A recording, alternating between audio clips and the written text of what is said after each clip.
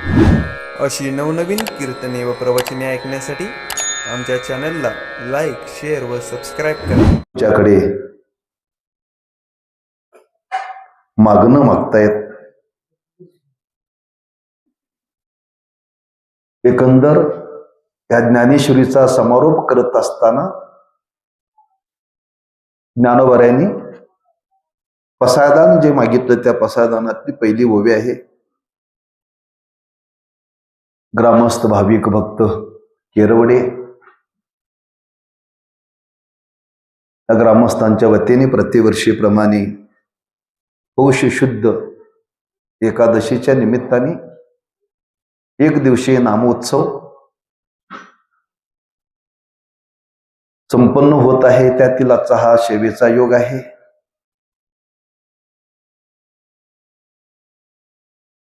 या गावाशी आमच्या गावडे महाराजांचा संबंध जुना आहे, पण सेवेचा संबंध पहिल्यांदा आहे बरं का. योग आल्याशिवाय काही गोष्टी घडत नाहीत. त्यांना वाटलं असेल एवढ्या छोट्या गावात महाराजांना बोलवावं कसं, आणि मी खाली नसतो. आजची ही माझी वारी आहे. प्रत्येक महिन्याची शुद्ध एकादशी, प्रत्येक एकादशीला पंढरपूरला मी असतो. आज वास्तव्य पंढरपुरामध्ये असतं. त्यांनी पहिला फोन केला, म्हटलं माझी वारी आहे, मी काही येऊ शकत नाही, पण उद्या सकाळी बेळगावा काल्याचं कीर्तन आहे, त्याकरता मी रात्री 12 वाजेपर्यंत पंढरपूरहून निघून पोचणार होतो. नंतर फोन केला, रात्री 12 वाजता येण्यापेक्षा संध्याकाळी 7 वाजेपर्यंत यावं आणि तुमच्यातली सेवा करावी असं मनात विचारल्यानंतर मी पुन्हा फोन केला आहे ना, येतो म्हणून बरं का. तेव्हाची ही हरिदिनी एकादशी आहे. एकादशीचं महात्म्य आहे की आजच्या दिवशी भगवत चिंतन करावं, व्रत करावं, त्या भगवंताच्या नामाचं चिंतन करावं, काय भगवत कथा करावी, असं प्रत्येक एकादशीचं महात्म्य आहे. म्हणून आपल्या भागवत धर्मामध्ये गावोगावी जे नामोत्सव केले जातात ते एकादशीला धरून केले जातात बरं का. करण्याचे हेतू मग आहे की आजच्या दिवशी भगवत कथा घडावी. इतरांनी नाही केली तरी कमीत कमी वारकऱ्यांनी तरी ती आज करावी बरं का, असा विधेयचा. कारण हा भगवान विष्णूचा उपवास आहे एकादशी. ज्या देवतेचं जे व्रत असतं त्या देवतेच्या दिवशी त्या देवतेचं स्मरण करावं असा विधी आहे. सोमवार म्हटलं की महादेवाचं स्मरण करावं, मंगळवार म्हटलं की देवीचं स्मरण करावं, तसं एकादशी व्रत हे भगवंताचं अखंड स्मरण करावं. आणि तो भाव मनी मानशी घेऊन आपण हा प्रतिवर्षी एक दिवसीय नामोत्सव संपन्न करत आहात. त्या नामोत्सवामध्ये काही चिंतन घडावं, त्याच्याकरता ज्ञानोबारांच्या पसायदानाचं काय स्वरूप आहे थोडंसं पाहण्याचा प्रयत्न आपण प्रामाणिक प्रयत्न करू. एकंदर ज्ञानोबारायांनी हे मागणं केलं. कधी मागणं केलं, कोणाकडे मागणं केलं आणि कशाकरता मागणं केलं. जगामध्ये मागणारे लोक पुष्कळ आहेत, पुष्कळ आहेत. किंबहुना माणसाचा स्वभाव आहे मागणं, म्हणून संतांनी मागणं केलं असा त्याचा अर्थ नाही बरं का. कारण ज्यांच्याकडे मागणं करायचं ती ठिकाणं 2 आहेत जगामध्ये, एक देव आणि दुसरी गुरु. एक देवाकडे मागावं आणि गुरूंच्याकडे मागावं. कधी मागावं, ते प्रसन्न झाल्यावर. ते प्रसन्न कधी होतील, त्यांची सेवा केल्यावर. म्हणजे देवाकडे जरी मागायचं असेल, गुरूंच्याकडे जरी मागायचं असेल तर त्यांची प्रसन्नता प्राप्त करावी लागते. आणि ती प्रसन्नता प्राप्त होण्याकरता त्यांची सेवा करावी लागते. ती सेवा कशी करावी लागते? आपल्या म्हणण्याप्रमाणे नसून त्यांच्या म्हणण्याप्रमाणे. स्वामीची या मनोभावा, न चुकीची हिची परमसेवा, एरते पांडवा वाणिज्य करणे. आपण केलेली सेवा त्यांना मान्य झाली पाहिजे, तर ते प्रसन्न होतात बरं का. म्हणून त्यांच्या इच्छेप्रमाणे सेवा करावी लागते. मग त्यांच्या इच्छेप्रमाणे सेवा करावी लागते. त्या सेवेतून ते प्रसन्न होतात. प्रसन्न झाल्याशिवाय मागता येत नाही. तुम्ही व्यवहारामध्ये सुद्धा बघा, एखाद्या व्यक्तीकडे तुम्हाला काय मागायचं असेल तर लोक म्हणतात मूड मध्ये आहेत का, पहिल्यांदा बघा. ते मूड मध्ये म्हणजे प्रसन्न असेल तर. हा, एखादा मनुष्य मूड मध्ये नसेल, प्रसन्न असेल तर तो देण्याकरता प्रवृत्त होत नाही बरं का. मग पट्टेवाल्यापासून राष्ट्रपतीपर्यंत बरं का. कारण त्यांची प्रसन्नता बघून मागावी लागते. मराठीत त्याला मूड म्हणतात बरं का. साहेब मूड मध्ये नाहीत, लोक म्हणतात आता साहेबांना भेटण्यात का अर्थ नाही. तसं देवाची प्रसन्नता प्राप्त करावी लागते. आणि ती प्रसन्नता प्राप्त केल्यानंतर आपण जे मागावं ते देतात बरं का. मग ती प्रसन्नता प्राप्त ज्ञानोबांच्या जीवनामध्ये झाली. ज्ञानोबांनी काय केलं? फार मोठं कार्य केलं बरं का. सद्गुरु निवृत्तीनाथांची इच्छा होती, जे वेदाचं गुह्य ज्ञान गीतेच्या रूपाने प्रकट झालेलं आहे, आणि गुह्य ज्ञान हे जगाच्या समोर माझ्या ज्ञानोबांनी प्रकट करावं. संस्कृत आहे ते. संस्कृत कोणाला कळत नाहीये. सर्वसामान्य लोकांना ते ज्ञान व्हावं, त्याच्याकरता त्या गीतेवरती भाष्य करावं, मराठी भाषांतर करावं, अशी सद्गुरु निवृत्तीनाथांची इच्छा होती बरं का.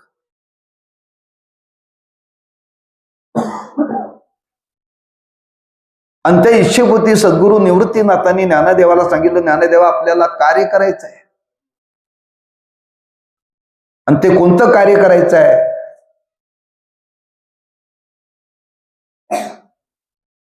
काही नाही, जे मूळ तत्वज्ञान आहे ते सामान्यापर्यंत पोचवायचं आहे बरं का.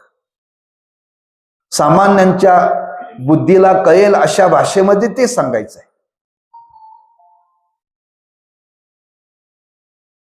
आणि ते तुला करावं लागेल.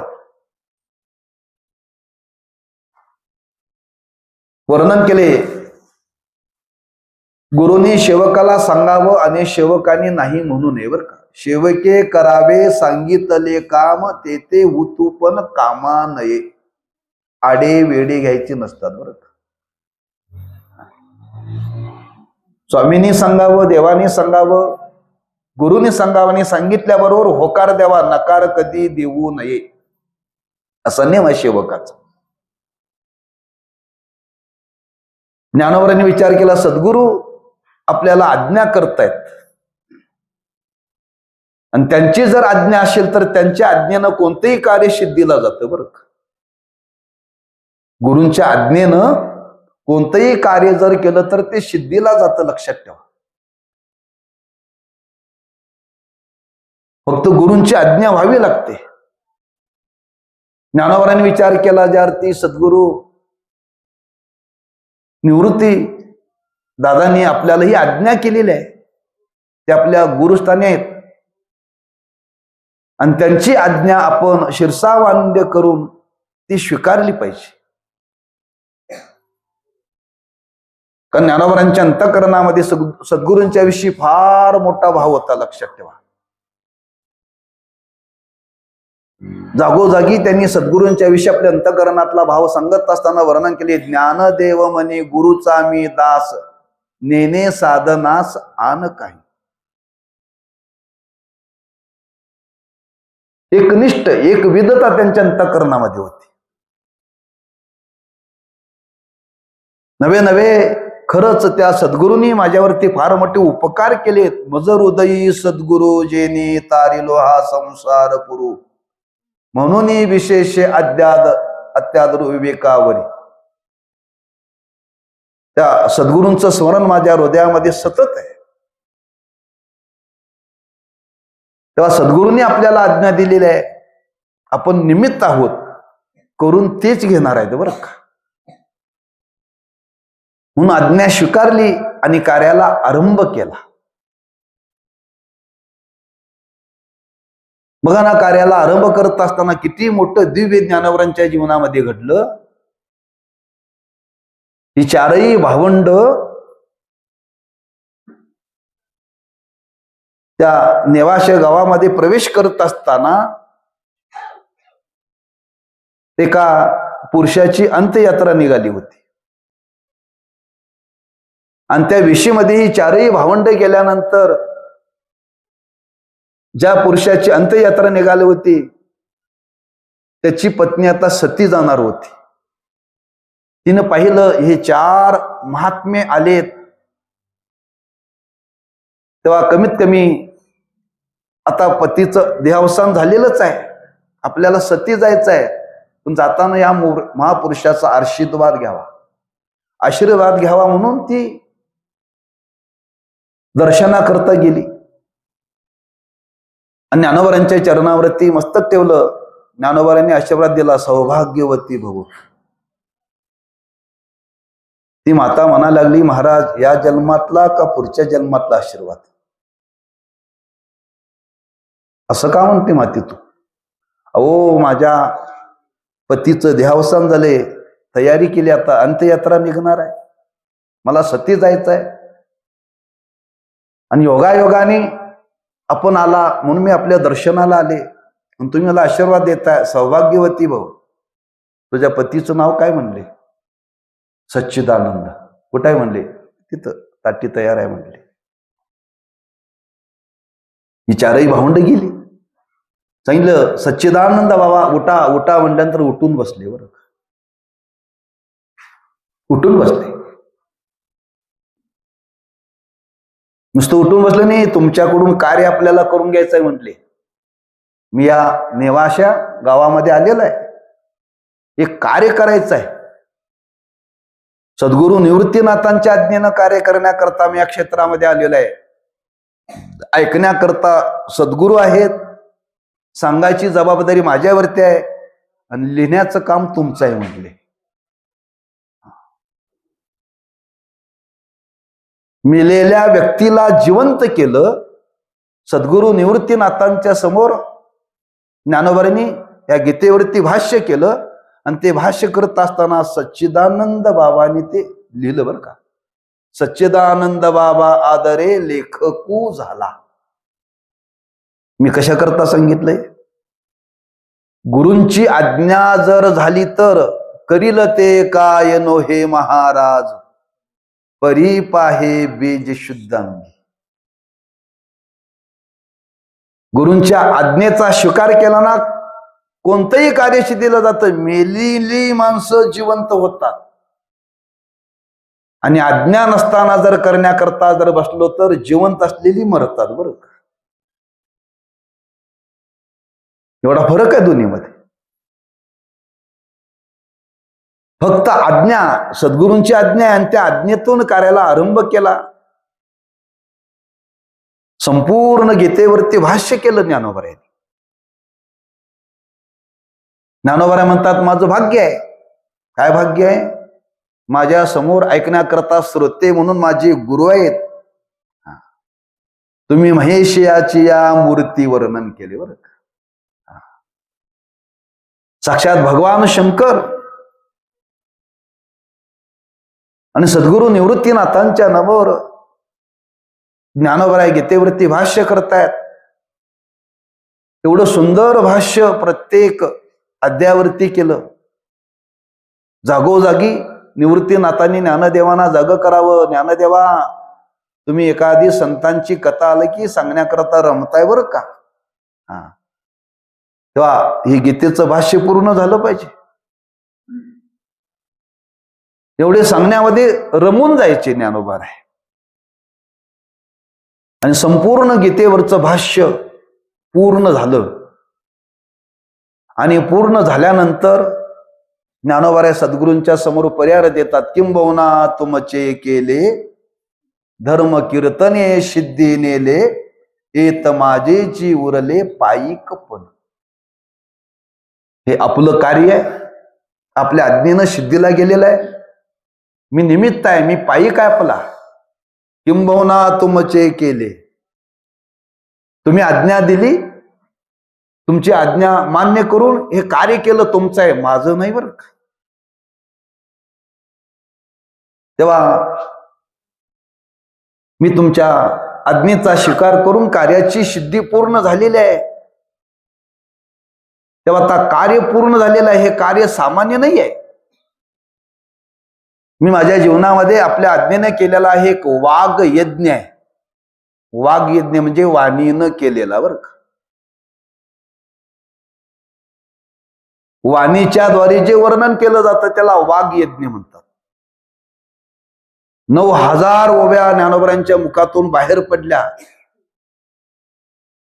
फार मोठा यज्ञ आहे. एका एका ओवीचं एवढं महात्म्य आहे, इतकं महात्म्य आहे. एका ओवीचा जर आपण अभ्यास केला तर आपल्या जीवनाचा उद्धार होईल बरं का. नामदेव महाराज बोलून गेले, नामामध्ये ग्रंथ श्रेष्ठ ज्ञान देवी, एक तरी ओवी वाचावी म्हटले नाही, अनुभवावी. एक एक ओवी आमच्या तुमच्या जीवनाला दिशा देणारी आहे. का ज्ञानोबरांच्या मुखातून जे शब्द बाहेर पडले ते सामान्य नव्हे.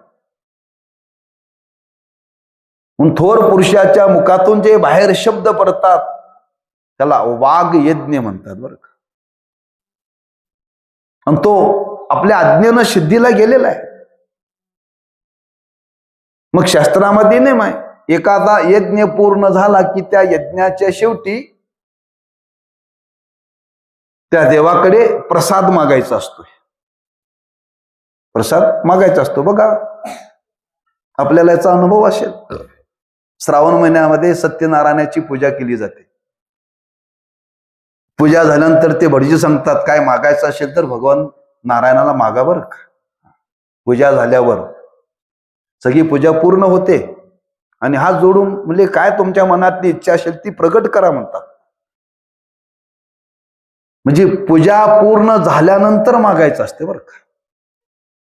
आपण सुद्धा रोज देवाची पूजा करतो, रोज हरिपाठ करतो. हरिपाठ झाल्यानंतर आपण सुद्धा रोज मागतो, मागणे ते एक तुझ प्रती आहे, देशी तरी पाहे पांडुरंगा. म्हणजे भजन करणं सुद्धा हा यज्ञ आहे, हरिपाठ करणं सुद्धा यज्ञ आहे. त्याचा समारोप केल्यानंतर त्या समारोपामध्ये त्या देवाकडे मागायचं असतं बरं. त्या न्यायाने ज्ञानोबा सद्गुरूंच्या समोर पर्याय देतात, आपल्या आज्ञेने हे कार्य सिद्धीला गेलेलं आहे. तेव्हा आपल्याकडे मी मागण्याकरता प्रवृत्त झालोय, मला प्रसाद द्या प्रसाद. आता विश्वात्मके देवे, येणे वाघ यज्ञे तोषावे, तोषोनी मज द्यावे पसाय दान. पसाय दान म्हणजे प्रसादाचं दान. दान द्या मला. आपला अधिकार पाहिला तर आपण सामान्य नाहीत बघ. विश्वात्मके देवे, फार आपला अधिकार आहे. या विश्वामध्ये आपण भरून उरलेले आहात. या विश्वामध्ये आपल्याशिवाय कोणीही नाही बरं का. आपणच विश्वाचे जनक आहात, आपणच विश्वाचे स्वामी आहात. तेव्हा मला आपण दान द्यावं का. आपल्या आज्ञेनं हा यज्ञ सिद्धीला गेलेला आहे. तोषोनी मज द्यावे. मी तुम्हाला तुमच्या आज्ञेप्रमाणे केलेला आहे. तुम्हाला संतोष प्राप्त झाला असेल तर द्या बरं का. तोषोनी मज द्यावे. कारण तुमच्या आज्ञेप्रमाणे केलेलं आहे. त्यार्थी माझं मन सांगतं आपण संतोषाला प्राप्त झालेले आहात, प्रसन्न आहात माझ्यावरती. आणि प्रसन्न आहात तेव्हा मला आपल्याकडे मागायचं आहे. कारण यज्ञाची पूर्तता झाल्याशिवाय मागण्याचा अधिकार प्राप्त होत नाही. व्यवहारामध्ये 1 महिना काम केल्याशिवाय 1 तारखेला पगार घेता येत नाही, पण 1 महिना भरावा लागतो बरं का. काम केल्यानंतर मागायचा अधिकार आहे. कामच नाही केल्यानं पगार द्या म्हटलं तर कोण देईल का?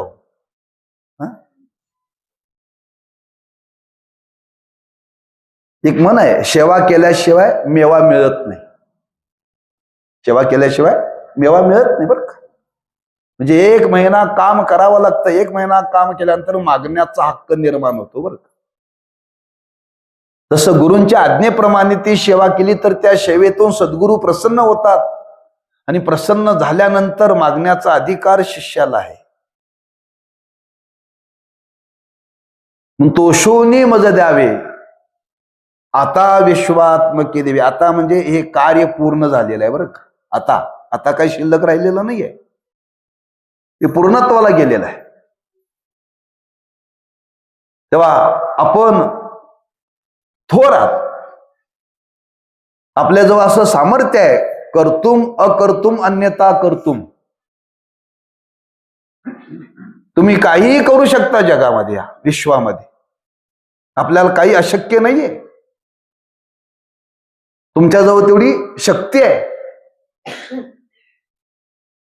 तेव्हा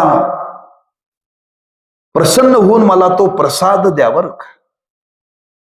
खरंच हे कार्य पाहिल्यानंतर सद्गुरू निवृत्तीनाथ प्रसन्न झाले बरं का. आणि एवढं महान कार्य ज्ञानोबारायांनी केलेलं आहे, गीतेवरती भाष्य केलेलं आहे. सद्गुरू निवृत्तीनाथांना फार संतोष प्राप्त झालेला बरं का. अतिशय संतोष. हरकत नाही ज्ञानदेवा, काय मागायचं असेल तर माग. माझ्या आज्ञेचं तू स्वीकार करून हे कार्य केलेलं आहे. आणि हे जे कार्य केले हे तुझ्या करताही नाही आणि माझ्या करता पण नाही बरं काय. हे जे कार्य तुझ्या करून जे घडलं ना, ते जगाच्या उद्धाराकरता घडलेलं कार्य आहे.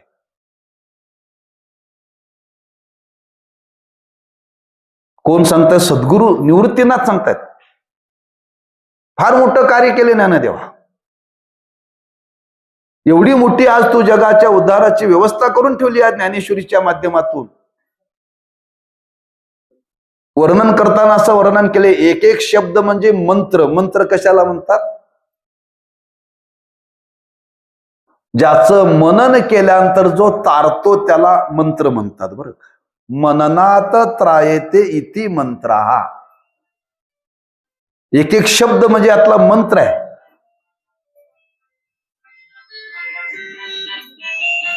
वर्णन केलं याच. संसार जिनते शस्त्र, आत्मा अवतरविते मंत्र, असं वर्णन केले बरं का. त्या संसाराला जिंकण्याचं शस्त्र आहे आणि साक्षात त्या परमात्म्याला प्रगट करण्याचं मंत्र आहे. कोणी याचं अनुष्ठान करेल त्याच्या जीवनामध्ये त्याला फल प्राप्त होईलच. फल प्राप्त होईलच. भाव धरोनी या वाचे ज्ञानेश्वरी कृपा करी हरी तयावरी. सोमुखे आपण सांगेतो श्री विष्णू श्री गीता हा प्रश्न अर्जुनेशी. खरं जो कोणी याचं अनुष्ठान करेल त्याच्यावरती हरीची कृपा होईल असं नाथ महाराजांनी वर्णन केले. एवढं महान कार्य तो केलेलं आहे. तेव्हा मी प्रसन्न आहे. काय मागायचं काय मागायचं नाही म्हणले, मला एवढंच मागायचं आहे. हे कार्य जगाकरता केलेलं ना, मग जगाकरताच काहीतरी द्या म्हणले. माझ्याकरता काही मागायचं नाही. कशी गंमत आहे पहा. देणारे सुद्धा उदार आहेत आणि मागणारे सुद्धा उदार आहेत.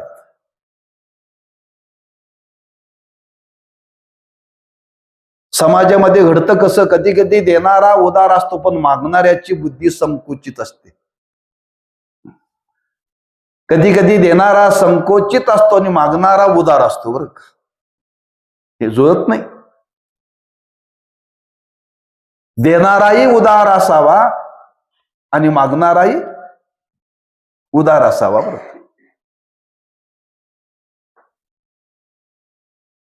ज्ञानोबरांनी वर्णन केले. एखादी सुगरण आहे, तिनं स्वयंपाक अतिशय चांगला केलाय आणि खाणाऱ्याला फार भूक लागलेली आहे. खाणारा जे वाढल ते संपवतोय, पण वाढणारी मात्र हात आकडून वाढते बरं का.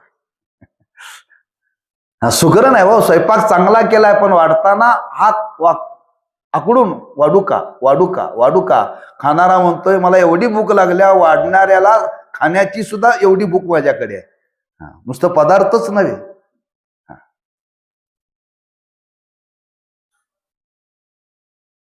एकत्र येणं फार अवघड आहे. सुगरणी आणि उदारे माऊलींनी वर्णन केले.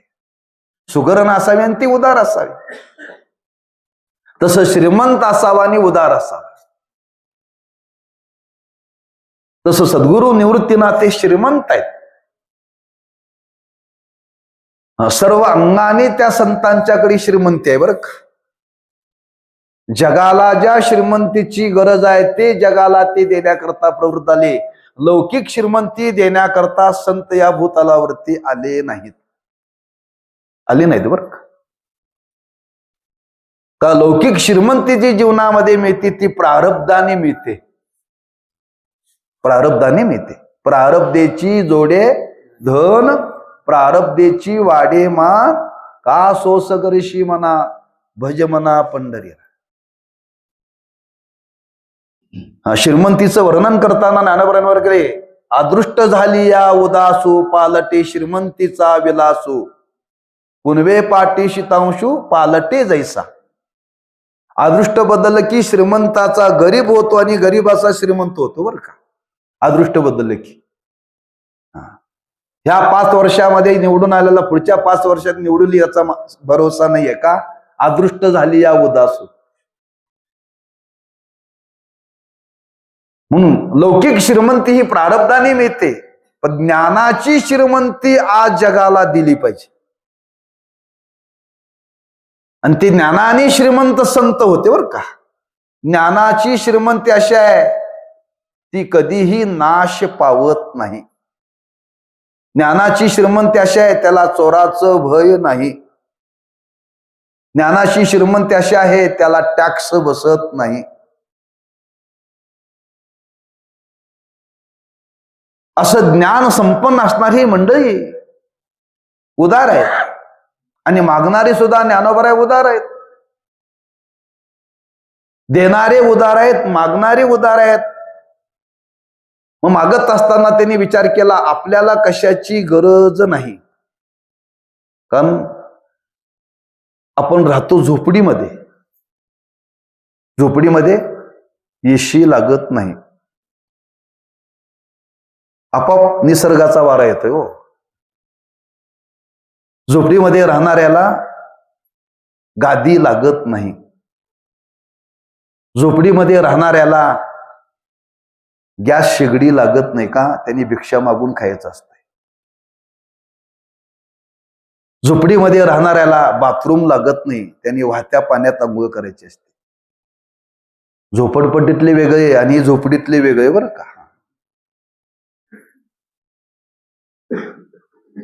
जगाच्या कल्याणाकरता ही मंडळी आली, जगाला देण्याकरता आली. जगाकडून काही मिळवण्याकरता ही मंडळी आली नाही बरं का. पण ज्ञानोबराय हे उदार होते. त्यांच्या अंतःकरणामध्ये कोणती इच्छा शिल्लक राहिलेली नव्हती. त्यांचे उद्गार आहेत. ज्ञानदेव मने तरलो तरलो, आता उद्धरिलो गुरुकृपे. माझ्या जीवनामध्ये काही मिळवायचं शिल्लक राहिलेलं नाही. आता गुरूंच्या कृपेने मी पूर्णत्वाला प्राप्त झालेला आहे. मी नित्य तृप्तीला प्राप्त झालेला आहे. आम्हाला कशाची इच्छा नाहीये, कशाचीच इच्छा नाही. धनाची इच्छा नाही, मानाची इच्छा नाही, कोणत्याच गोष्टीची इच्छा नाही. एकच इच्छा आहे, जगाचं चांगलं व्हावं. काय? जगाचं चांगलं व्हावं. असा कोण मागतो जगामध्ये? कोणी मागत नाही, लक्षात ठेवा. तेव्हा ज्ञानोबांनी विचार केला, सद्गुरू प्रसन्न झालेत आणि सद्गुरू प्रसन्न झाल्यामुळे आपल्याला जे मागायचं आहे ते आपल्याकरता मागायचं नाही, जगाकरता मागायचं आहे.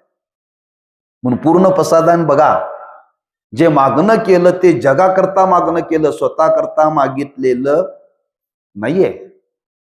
आम्ही पूजा झाल्यानंतर देवाकडे मागतो, आपल्या कुटुंबापुरतच मागतो, सख्या भावाकरता सुद्धा मागत नाही बरं का.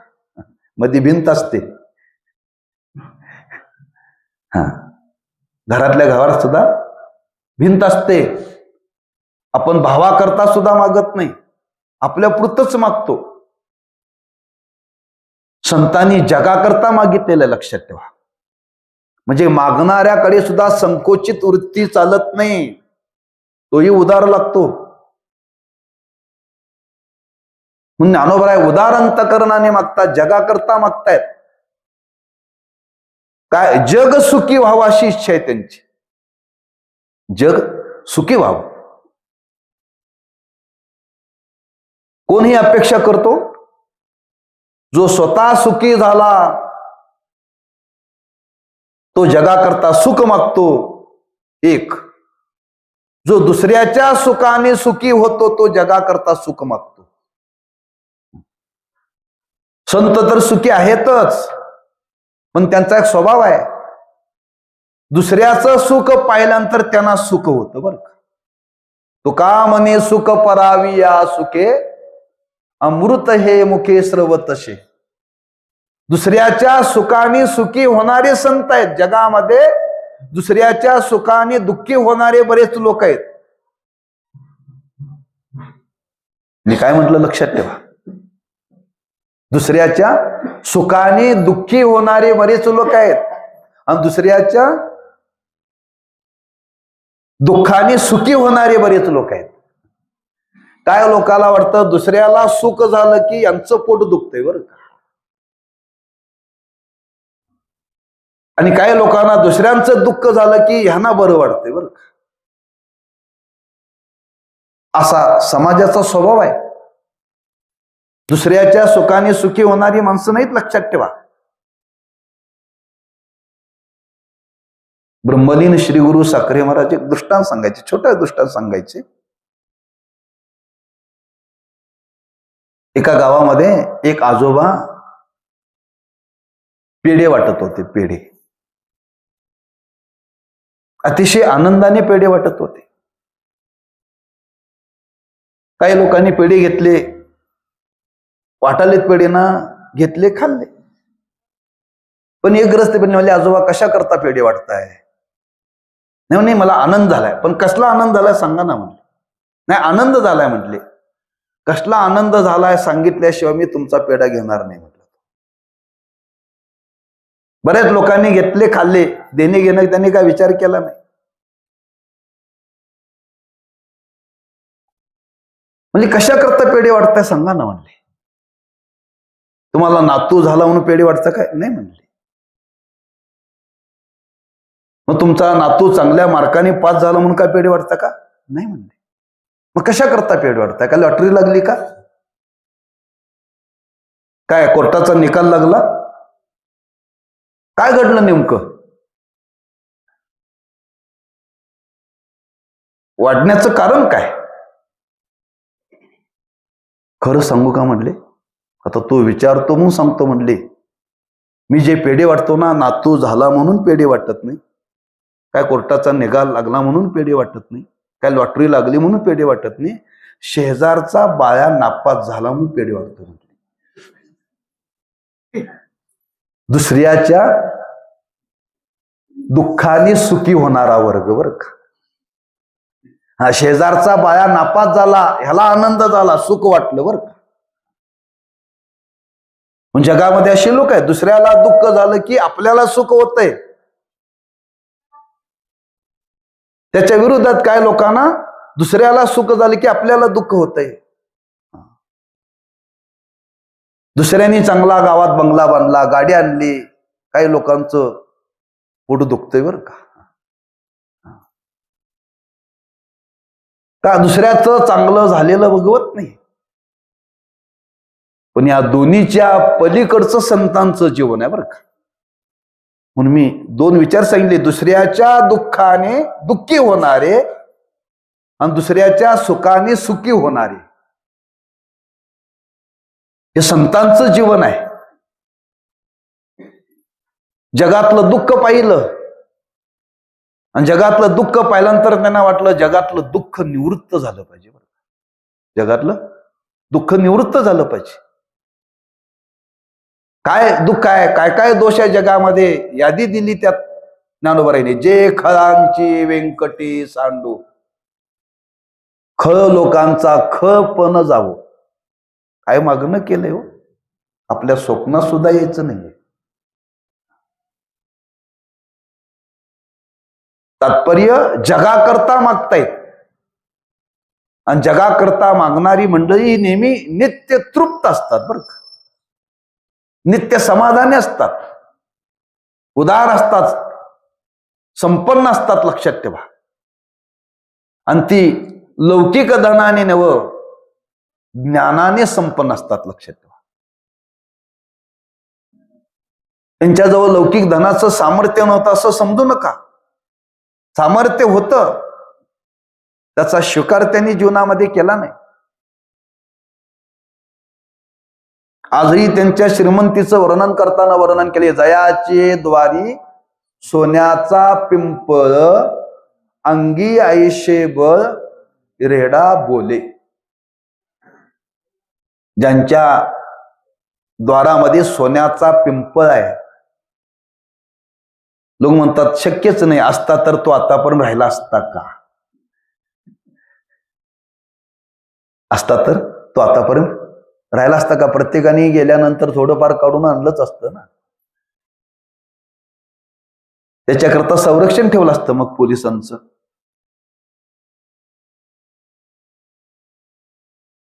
अरे सोन्याचा पिंपळ या शब्दाचा अर्थ त्यांच्या दारामध्ये, सोन्याचा तुम्हाला शब्द सांगतो, सोनं घातल्यानंतर माणसाला सुख होतं का दुःख होतं? सुख होत. बाईला जेवायला नसलं तरी चालेल, पण सोनं घालायला दिलं तिला फार आनंद होतो बरं का. लेवायला आणि नेसायला पोटभर लागतं ह्यांना, लेवायला आणि नेसायला. तर सोनं दिली की यांना फार आनंद होतो. सोनं घातल्यानंतर सुख होतं. इथं संतांना सांगायचं आहे, त्यांच्या दारामध्ये सोन्याचं नाव सुखाचा वृक्ष आहे. जो कोणी त्यांच्या दर्शनाला जाईल, सर्व सुखाची लहरी ज्ञानाबाई अलंकापुरी. ते सुख देणारा वृक्ष आहे बरं का. किंबहुना हे सुख देण्याकरताही मंडळी जगामध्ये अवतीर्ण झाली.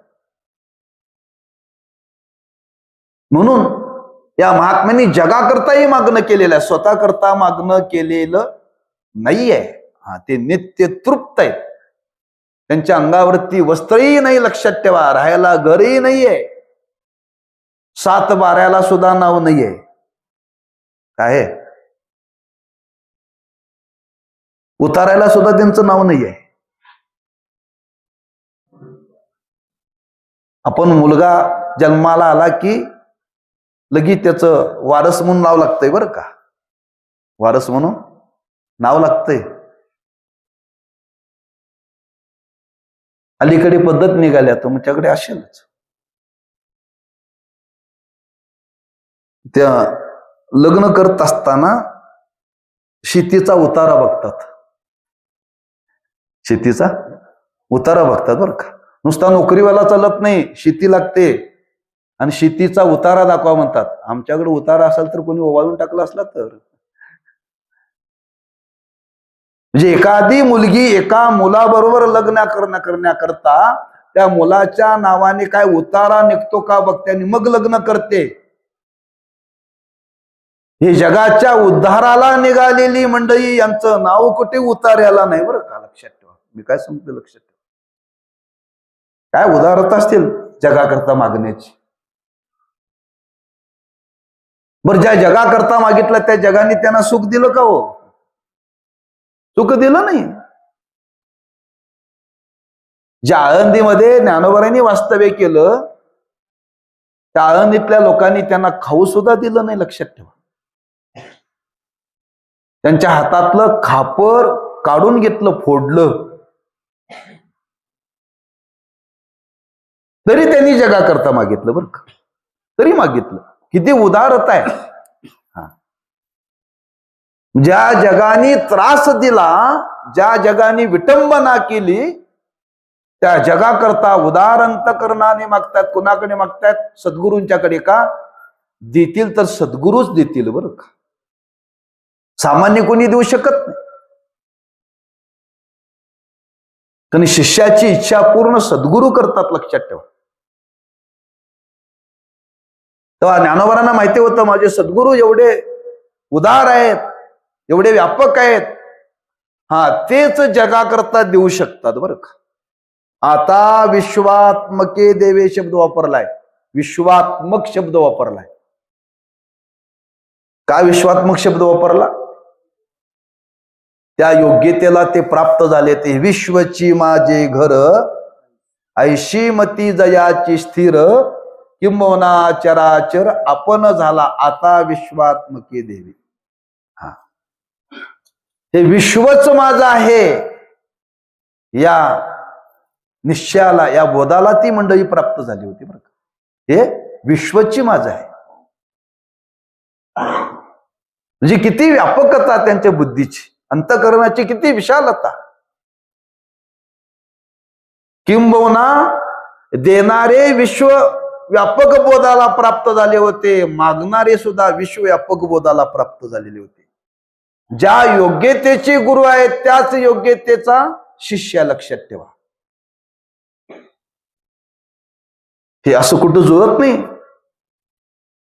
ह्या संतांच्या जीवनातले विशेषत्व लक्षात ठेवा.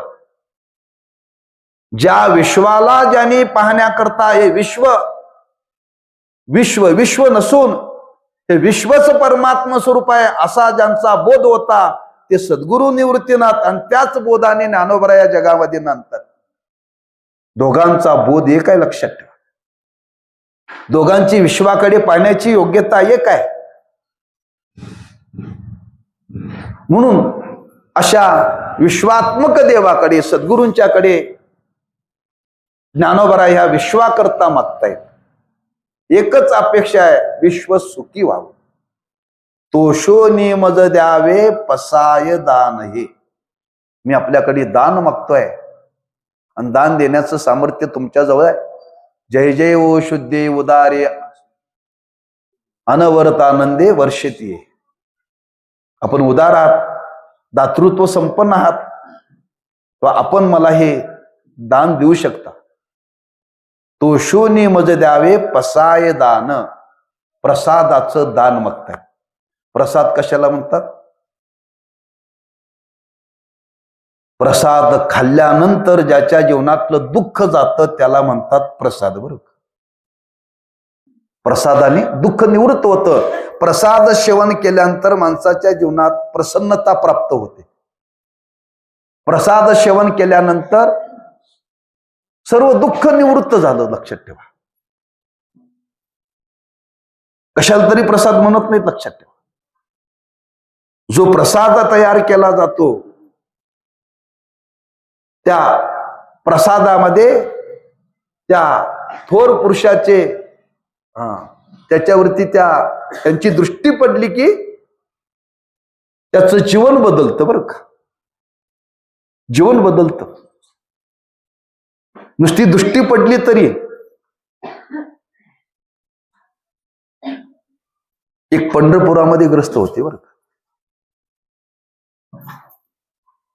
जुना इतिहास आहे. पंढरपुरामध्ये कुठेही प्रसाद असेल तर ते ग्रस्त जायचे आणि त्या स्वयंपाकावरती त्याची दृष्टी पडली ना, ते कोणाला पचायचंच नाही. बरं, त्यांना पचायचंच नाही. मग लोकांनी काय करायचं, तो येणार आहे म्हटलं ना त्याच्याकरता पात्रामध्ये काढायचं आणि त्याला बाजूला खाऊ घालायचं, तिकडच पाठवायचं, त्याला तिकडे येऊच द्यायच नाही बरं का. त्याला येऊ देत नव्हते का, त्याची दृष्टी सगळं अन्नावरती पडली की ते अन्न कोणालाही पचत नव्हतं. एखाद्याच्या दृष्टीचा परिणाम अन्नावरती झाला तर अन्नाची बाधा होते, तर थोर पुरुषाच्या दृष्टीचा परिणाम त्या अन्नावरती झाला तर तो प्रसाद म्हणून जगाला तारू शकतो, प्रसन्नता प्राप्त करून देऊ शकतो. बरं, एवढं सामर्थ्य. अहो, ही उभी म्हणजेच त्यांच्या मुखातून बाहेर पडलेले हे प्रासादिक शब्द आहेत, प्रासादिक शब्द आहेत बरं का. पुढारी वाचल्यानंतर आनंद होतो का ज्ञानेश्वरी वाचल्यानंतर आनंद होतो? तरुण भारत वाचल्यानंतर आनंद होतो का ज्ञानेश्वरी वाचल्यानंतर होतो? लोकमत वाचल्यानंतर आनंद होतो का ज्ञानेश्वरी वाचल्यानंतर आनंद होतो? वर्तमानपत्राच्या पहिल्या पानावरती बातमी असते, काय, अमक्याने अमक्याची पळवून नेली. वाचल्या वाचल्या आनंद होतोय. इथं पहिलीच उभी आहे, ओम नमो जी आद्या वेद प्रतिपाद्या जय जय स्वसंवेद्या आत्मरूपा. उभी कळो अगर न कळो पण वाचल्यानंतर आनंद होतो बरं का, लक्षात ठेवा. त्यांचे शब्दच प्रासादिक आहे. किंबहुना ज्यांचा जिथं जिथं स्पर्श होईल त्या प्रत्येक पदार्थाला प्रसादत्व प्राप्त होतं बरं का, प्रासादिकत्व प्राप्त होत. म्हणून प्रसादाचं दान मागतायत. भगवंतांनी वर्णन केले, प्रसादे सर्व दुःखानाम हानिरशोपजायते. प्रसाद सेवन केल्यानंतर दुःख निवृत्त होतं बरं का, दुःख निवृत्त होतं. एखाद्या समारंभाला तुम्ही जेवायला गेला तर खाल्लेलं अपचन होतंय, पण सप्तातली खीर खाल्लेली कधी अपचन होत नाही का? होते? नाही होत बरं का. तुम्ही बाहेर कुठेही जा, अगदी मराठी सांगायचं म्हणजे धाब्यावरती खायला जा, तब्येत बिघडण्याची शक्यता आहे. पण एखाद्या उत्सवामध्ये सप्ताहामध्ये तुम्ही जेवायला जा, कधी खाणाऱ्याचं पोट बिघडत नाही बरं का. या परिसरामध्ये प्रसन्नता असते बरं का. आता हे आपलं नामचिंतन, हे चिंतन चाललेलं, कथा चाललेल्या, ह्या कथेच्या संबंधातून या परिसराला प्रसन्नता प्राप्त होते. आणि त्या प्रसन्नता वातावरणामध्ये शिजवले अन्न आपल्याला प्रसन्न करतं बरं का. आता साक्षात सद्गुरू प्रसन्न झालेत आणि ते प्रसाद देण्याकरता प्रवृत्त झालेत. त्या प्रसादाचं सामान्य महत्व असेल का? म्हणून मला प्रसादाचं दान द्या. आणि ते प्रसादाचं दान ज्ञानोबराय आपल्या सद्गुरूंच्याकडे उदार अंतःकरणाने मागतायत. किती उदारता आहे पूर्ण तुम्ही ते प्रसादान पहा. फक्त मी पहिल्या ओवीचा विचार आपल्या समोर प्रगट केलेला आहे. काय काय मागणं केली यादी दिलेली आहे. माझा मुद्दा एवढाच आहे, सद्गुरू निवृत्तीनाथांच्याकडे त्यांची सेवा करून त्या सेवेतून ते प्रसन्न झाले आणि प्रसन्न झाल्यानंतर त्यांनी प्रसादाचं दान मागितलं. जे दान मागितलं ते जगाकरता मागितलं. एवढाच मला विचार आपल्या समोर सांगायचा आहे.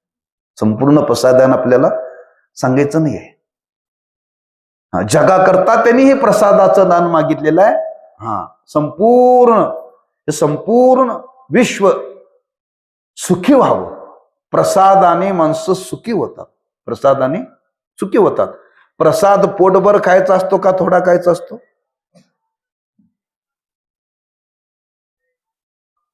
प्रसाद थोडाच खायचा असतो. जास्त खाल्ला तरी तोच परिणाम आहे, थोडा खाल्ला तरी तोच परिणाम आहे बरं का.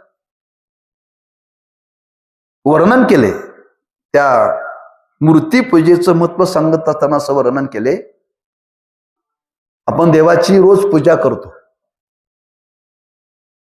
आणि रोज देवाची पूजा केल्यानंतर त्या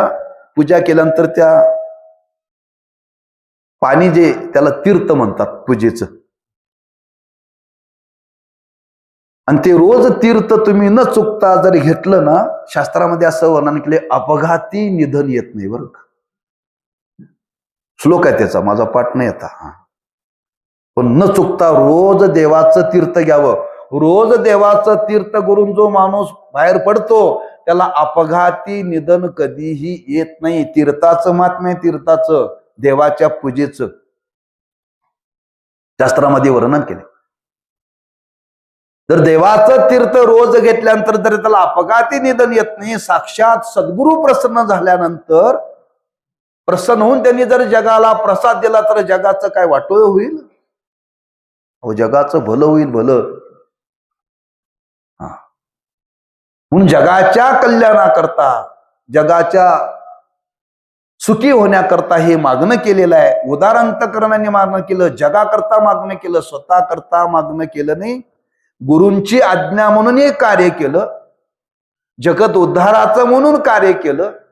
हे कार्य पूर्णत्वाला गेलं म्हणून सद्गुरू प्रसन्न झाले. आणि प्रसन्न झालेले पाहून ज्ञानोबरायांनी सद्गुरूंच्याकडे मागणं केलं. पण त्यांना माहिती आहे, ज्या अर्थी प्रसन्न झाले त्या अर्थी आपल्याला प्रसाद देणार. म्हणून मला आपल्याला हा प्रसाद द्यायचा असेल तर हा प्रसाद द्या. आता विश्वात्मके देवे येणे वाग्यज्ञे तोषावे तोषोनी मज द्यावे पसायदान. हा वाणीने केलेला वाग्यज्ञ आहे, हा पूर्णत्वाला गेलेला आहे. आणि जगाकरता मला हे दान मागायचं आहे, ते आपण मला द्यावं असं प्रसादाचं मागणं जगाकरता ज्ञानोबरांनी या प्रसादानातून मागितलेलं आहे. काय काय मागितलेलं आहे त्याची यादी पुढे दिलेली आहे. आणखी कधी वेळ आलं तर त्याचा पण विचार सांगू. तेव्हा प्रसादाचं दान जगाकरता त्यांनी मागितलं. हे जगाकरता मागितलं म्हणून ज्ञानेश्वरी कोणी वाचावी? कोणी वाचावी? सर्वांनी वाचावी. एखादा विचारला ज्ञानेश्वरी वाचता का, ते म्हणते मी गळ्यात काय माळ घातल्या ज्ञानेश्वरी वाचायला? ज्ञानेश्वर महाराजांना असं कुठे लिहिले? ज्यांनी माळ घातल्या त्यांनी ज्ञानेश्वरी वाचावी असं कुठे लिहिलंय का? लिहिलं असेल तर सांगा, आम्ही आहे त्या काढतो. नाही ते दाखवा, नसलेल्याला घालाव्या लागतील बरं का. असं कुठं लिहिलेलं नाही, लक्षात ठेवा. सर्वांच्या करता लिहिलेलं आहे. म्हणून ही प्रासादिक वाणी आहे, त्याचं आपण अनुष्ठान करावं, त्याचं वाचन करावं, पिढीवरती संस्कार करावेत, घरावरती संस्कार करावेत. प्रत्येकाच्या घरामध्ये ज्ञानेश्वरी असावी. नाही ज्ञानेश्वरी असली तरी रोज प्रसादांतरी घरात म्हणत जा.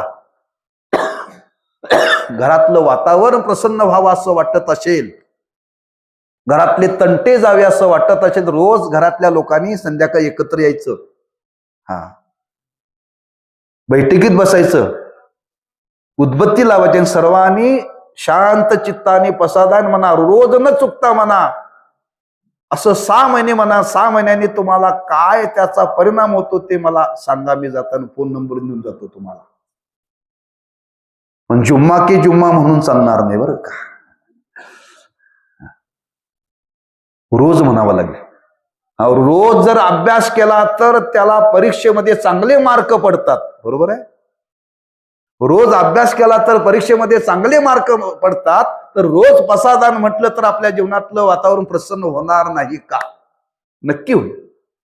म्हणून रोज प्रत्येकाने या प्रसादानाचं रोज घरामध्ये सर्वजणी प्रत्येकाने पठण करत जा. फार काही करू नका.